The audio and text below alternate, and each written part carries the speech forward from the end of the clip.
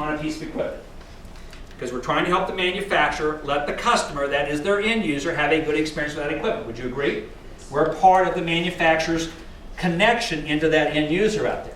So it doesn't mean that things don't happen. I tell people again, you know, when manufacturers build equipment and engineers do it, there's a billion different conditions this stuff is operating in.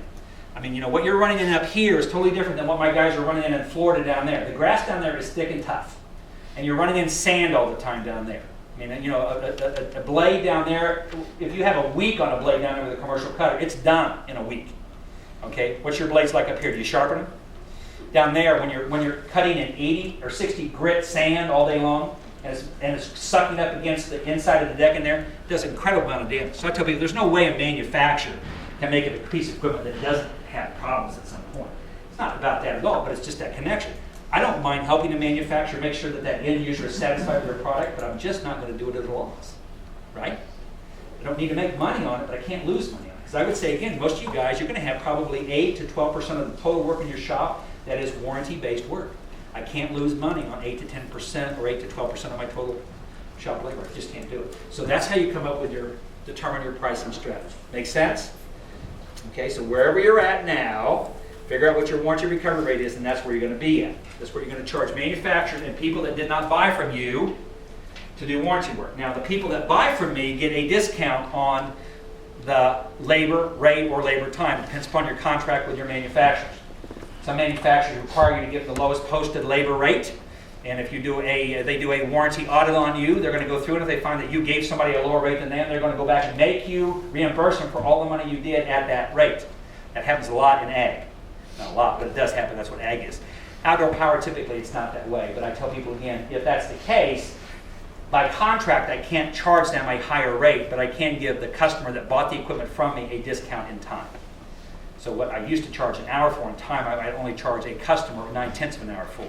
Now let's talk about that a second, because every one of my dealers have what we call a customer rate and a preferred customer rate. A customer in my shop is somebody that I'm doing work on their equipment, but they did not buy the equipment from me. Okay, so we have 2 types of customers that are in our shop. A customer is somebody that we do the work for, but they didn't buy the equipment from me. So if you have somebody out there that brings in a Walker mower, but they didn't buy it from you, what rate are they going to pay?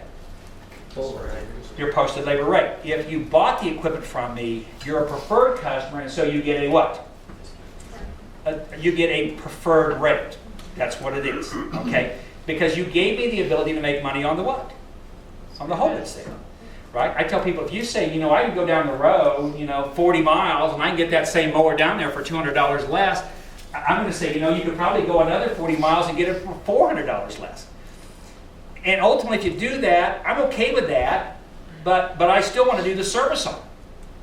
But I need you to understand something. If you do buy that mower down there and you save $200 on it, number one, when you bring it in to have warranty or anything done on it, you go to the back of the line. Okay? Because you're not my what? You're not my preferred customer. So all my preferred customers always go where? To the front. On the same token, if you buy it down there, you pay this rate, because that's what our customer rate is. If you buy it from me, then you get a discount. Over the life of the equipment, the $200 you're going to save plus the hassle of being always at the end of the line is probably going to not be worth it. But it's up to you. You have to decide that. But like I say, regardless where you buy it, I still want you to bring it in here and have it what? Service, because really what I want to do is, if I can't make money on it when I sell it, I'm still going to do what? Make money when I serve it, but what rate am I going to charge it? Does that make sense? So again, if you buy it from me, then you get a whole different customer status level. It's like me, I fly a lot. I'm a platinum flyer on Delta, okay? Which is a bad thing, okay, because I fly a lot. But I tell people, and when I was coming out here, a person says, why do you fly Delta a lot? I says, because I get upgrades all the time. Okay, I never have to buy first class, I just automatically get upgraded because I'm a preferred flyer. I had a situation last week where they had a flight canceled on me. I didn't worry about it because guess what? Being a platinum flyer with them, guess what they'd already done for me? They'd already done what? They'd already taken care of it, had me rebooked, everything was going. I don't have to worry about it because I am a loyal customer of theirs. I spend the bulk of all my travel money with them. So they do what for me? They take care of me. I'm preferred. And how do you become and stay preferred with Delta? You keep spending what? You keep spending money with it. But there's a perk at being, there's a perk there, and I like that perk. Did you see what I mean? That's all preferred customer is. It's a perk that they get for doing what? They gave you the ability to make money when they bought it from you, therefore they get some perks on the other side. Make sense?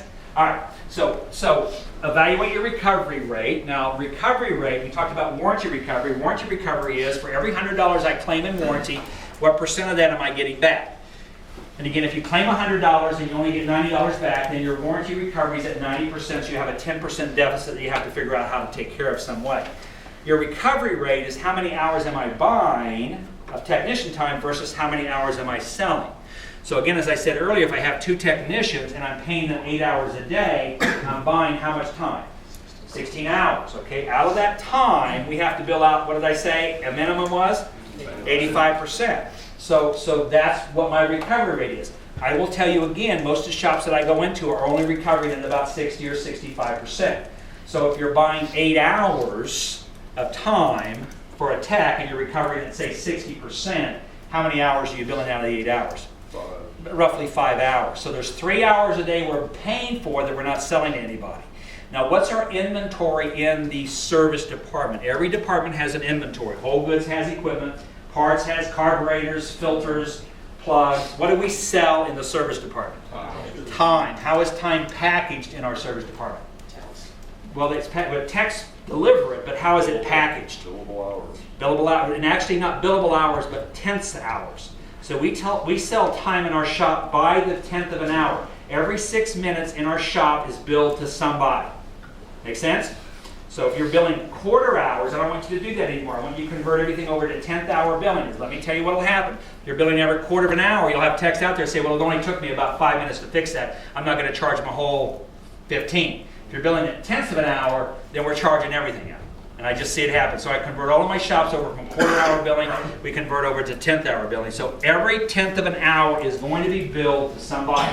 Every 6 minutes, that clock is going to click off and we're going to bill it to somebody. It may be billed internally, it may be billed against a warranty claim, it may be billed as a customer out there, but it will always be billed to somebody.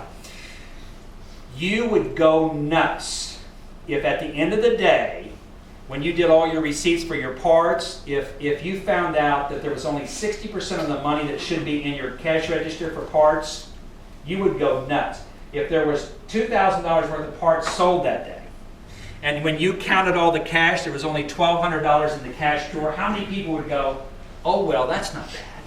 How many people would do that? What do you do? I mean, why do you think it's okay to lose 40% of all your billable time every day in your shop? Same thing, if you buy in the time, it's your inventory, why would you lose that? Why would you not go nuts on that? And I do go nuts on it. I expect us to be recovering in my shops at 100%. At 100%. A minimum, it's got to be at 85. But 100. There's absolutely no reason in our shop that we shouldn't be billing somebody for every moment of every day. My technicians are never not logged onto a work order. Never. They're always logged onto a work order. And if it's not on a customer's work order, it's on a warranty claim. If it's not on a warranty claim, it's on an internal for setup. And if we don't have anything at all to do in our shop, we are on an open work order in our shop. We may be sweeping the floor for the 8th time, but we are going to do that. Now, during that time, we don't get to bill anybody for it, but at least I know during that time we were sweeping the floor because we didn't have any what? Any work to do. Now, if you're a service manager and you got 3 guys that during your slow season have 2 or 3 hours a day where they're not doing anything on an open work order, tell me what you should do as a part service manager. So you got them there for 40 hours a week, but every day there's 3 hours we're not billing anybody for. Tell me what you should do if you're a parts manager managing the resources that you've been trusted to manage. You should be reducing their what? Their hours. And I tell people, I don't want you to reduce it to less than 30, but you got easily 10 hours a week per technician that you shouldn't be buying right now. You don't have the demand for it. You shouldn't be buying it.